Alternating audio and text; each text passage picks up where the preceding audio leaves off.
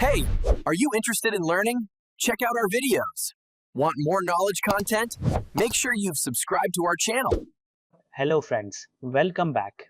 Today I want to talk about one very common fear that almost everyone has when starting with cloud.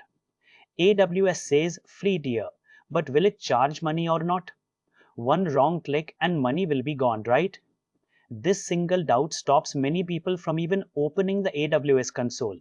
So in this video, I want to clear this confusion very clearly. I'm going to explain AWS Free Tier in a simple way.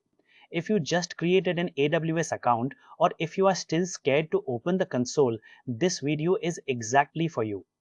First thing you need to understand clearly, AWS Free Tier does not mean everything is free. AWS Free Tier means limited usage, limited services, and limited time. This is where most people misunderstand. Many people think, okay, I created an AWS account, so for 1 year everything is free. No, that is not how AWS works. AWS gives free tier so that you can learn and experiment, not so that you forget things and leave services running. Now here is something important. AWS free tier is divided into 3 types. The first one is 12 months free, the second one is always free, the third one is short trials. Let me explain this simply. 12 months free means from the day you create your AWS account, some services are free for 1 year, but only within limits. For example, a small EC2 instance, limited S3 storage, limited usage. The moment you cross that limit, AWS will start charging. It does not ask permission. It simply charges based on usage. Now, always free sounds very safe, right? But even always free has limits. Always free means free up to a specific usage, like number of requests per month or limited compute time. So always free does not mean unlimited free. This is one of the biggest mistakes people make. Another very common mistake is forgetting to stop EC2 instances. When EC2 is running, money is running. AWS does not know whether you are learning or testing. It only knows usage. So yes, AWS will charge automatically if you cross free tier limits.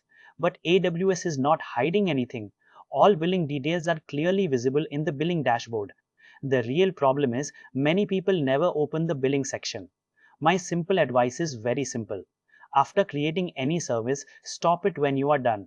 Check the billing dashboard at least once a week. Enable billing alerts. AWS free tier is actually very safe if you use it consciously. Once you understand the limits properly, using AWS becomes very comfortable. Many people panic when they see a small bill like 200 or 300 rupees. That bill did not come because AWS cheated you. It came because limits were crossed without realizing it. If this video cleared your confusion, like the video. Comment below if you want the next video on how to completely stop AWS charges or how to safely delete an AWS account. I'll explain everything step by step. How did you feel? Is it helpful? Appreciate our efforts in the comment section below. Hit like button, share with your friends about us, subscribe our channel to get further updates. Stay connected with us on social networking sites. For more free tutorials, visit our website www.lanetguide.net.